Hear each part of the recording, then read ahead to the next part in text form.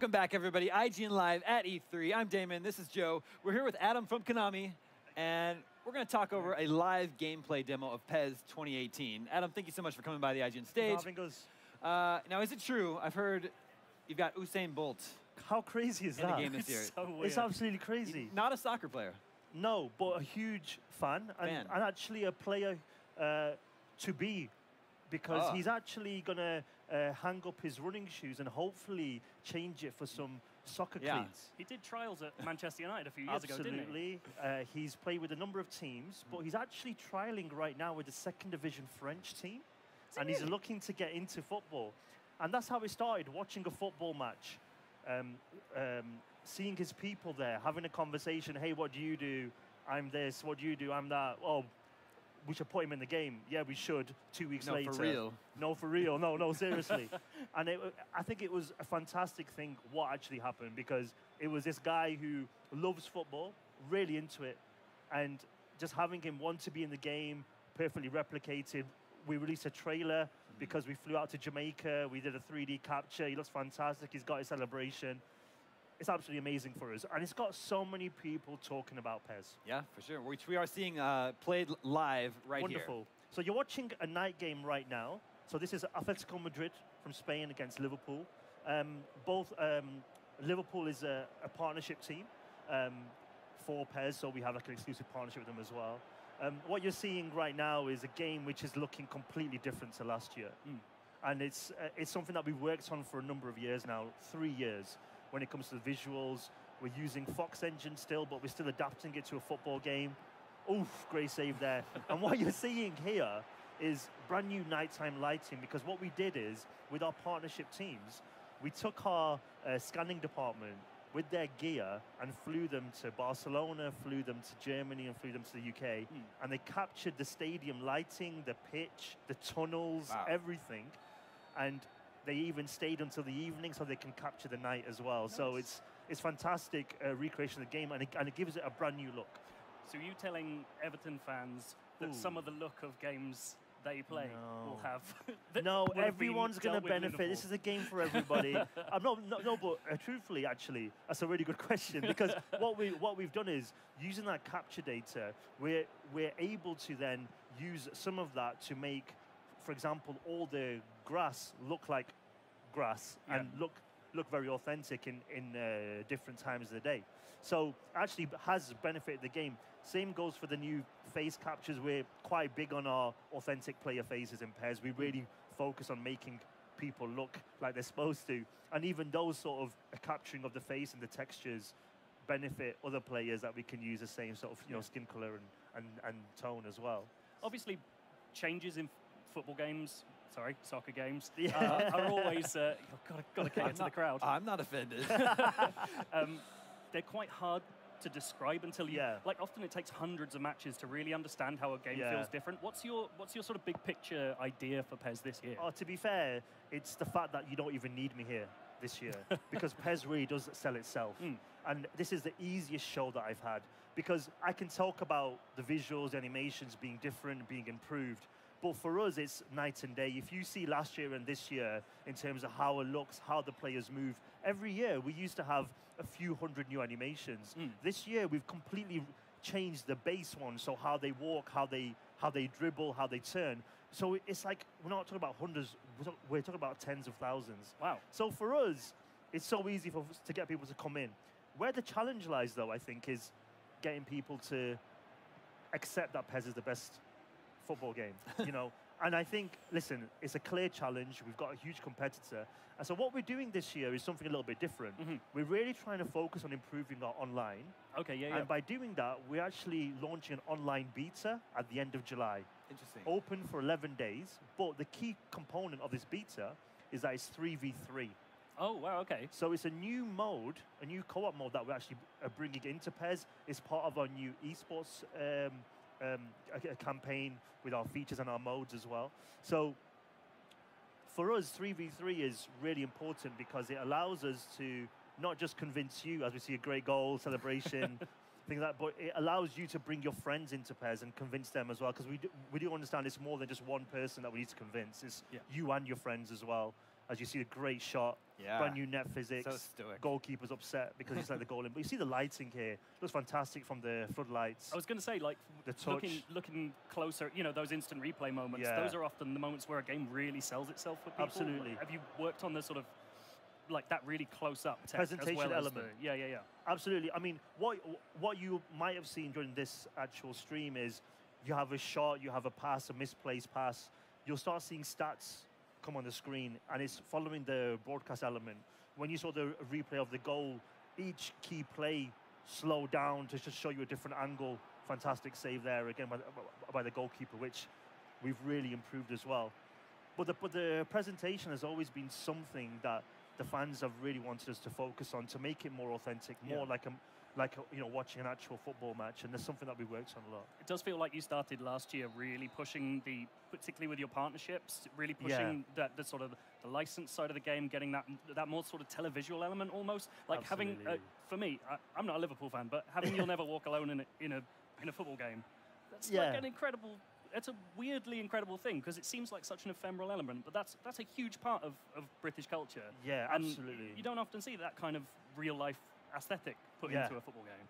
And I think we've got that freedom to do it because we don't have every single license and every single team to appease. Everybody wants to be front and center. And by focusing on some of the partnerships, I'm actually making good on some of those partnerships in the terms of it's not just a license that we put on the back of the box, you know. Yeah.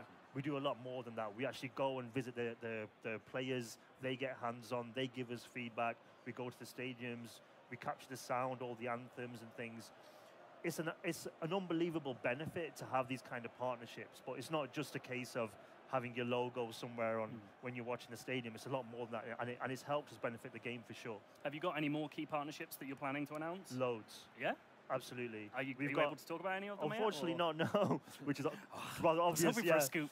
Yeah, but it's really exciting because I think one thing that we did last year with the partnerships is it really showed everybody the intent. Because right now, you know, if people do get upset with all the licenses stuff, they want to see effort. They want to see a trier. They want to see people going out there. And because we went and signed these 3 big teams, Barca, Liverpool, Dortmund, we've got just as many to announce for next year, all over the world, and really, really close partnerships, really big teams, and benefiting the game in various ways. But alongside license as well, something that's really important. I know Bolt is kind of a key icon here, but we also showed Diego Maradona, who was in the game last year, so it's not a surprise, but we went and worked with him individually. And that's something for us to give you a bit of a tease, is that we're going to go starting working with these legend players individually. And we've got some really big announcements, and you can hold me to that. If I see you at Gamescom, guys, huge announcements of legend players that will only be in PES, and the biggest of the biggest. And is that Bolt, those players, are those exclusively in my club, or are we going to be able to, particularly with Bolt, are we going to be able to use him, like put him in through edit mode in other elements of the game? You'll be able to unlock legends and certain players like Bolt through my club once you get them, but they'll be available in Master League in a transfer window. Gotcha. Okay. So a little bit technical there, but the answer is yes. Okay. Nice. And to go back to that 3v3 mode just for a second, you talked about huge. Yeah, you talked about how that's going to work in the online beta. Can we talk about that in a little bit more detail in the sense of who are we stuck with one player each, or are we cycling through players, or like how's it going to work? Yeah, absolutely. Moment to moment. So I think for us, the main reason why we decided to bring in 3v3 is a lot of our fans wanted us to actually bring in some kind of co-op, couch co-op online mix 2v2. So it means that I could play online, you could be online with 2 people in one console and 2 people online kind of thing, you know, being able to play it. So we wanted to go one step further and actually do 3v3. So we've done 3v3 with the same concept. I could be online, you guys could be on the same console, but we're on the same team. Gotcha. It's absolutely amazing. So what we did is we integrated that into the whole PES League system. PES League is huge for us. It's our you know, esports system. It's really important to everything that we're doing. Just 3 weeks ago, we gave away $200,000 to the winner. He was a 17-year-old kid from Brazil, completely changed his life. That's Second amazing. place, got $100,000. You know, we're really investing hard. And that was all down to the fact that we were at the Champions League final, which is an exclusive license to PES. We were there in Cardiff. huge events. The 3v3 is kind of the next step up, because what we're trying to do is giving the user an option to how they play in a variety of ways. We have the 2v2, we have the 3v3. My club is really big for us as well, where you get the legend players. We're bringing that into PES League as well, so you can have a variety of it. And the big news about playing online with your friends is that we brought in stat balancing. So I'm not sure who you support, but it might not be Barcelona, but you might want to choose that team that you support against Barcelona. Well, I mean, Spurs could beat Barcelona on their days, so I don't want to hear this. But the great news is even if you lost and complained that they were stronger, you don't have to do that anymore, because we've got stat balancing now online. Okay, nice. So that's all about skill. So you can have the shirt, you can play your favorite team, another great goal. You know, you can absolutely have that experience with your favorite team. The best thing about 3v3, I have to say, is I didn't even know about this, but I actually saw it being played at our stand today, is if you score a goal, you and your mates, there's quick time events in certain situations on the pitch where you can, if you press a button at the right time, you do one celebration together. So you can trigger celebrations. It's really cool. Yeah, and when I you like see it, it's so funny. That's a really nice way of rubbing it in. Absolutely, that's a great thing. So again, people can test that at the end of July. I mean, listen, the beta's not really a marketing tool for us, if I'm honest with you. It's more of a, listen, let's get online right this year for PES. Let's really focus on testing the infrastructure. We're going big this year with so many ways of playing online that we have to get it right. Help us. It's on PS4, it's on Xbox One, and it's going to be open. Is the beta running on both platforms? Correct, yeah. And are we able to talk about the Ps4 Pro and One X modes this year? With the Pro, all we've announced is 4K. Okay. Xbox One X looks monstrous, but nothing to announce right now regarding any support for the X. I'm really hopeful that the console will do the work for us, if I'm honest. That would be great. Thanks, Microsoft. But yeah, no, for now, but again, more information to come on that. Nice. And, you know, talking of, you know, powerful machines, something that's really important for us this year is actually taking PC to the next level. So, unfortunately, for the past few years, the PC version's been more like a hybrid, not quite on the level of PS4, Xbox One, somewhere in between. And this year, we're actually taking it up to the next level. So it's actually on the parity of PS4 and Xbox One.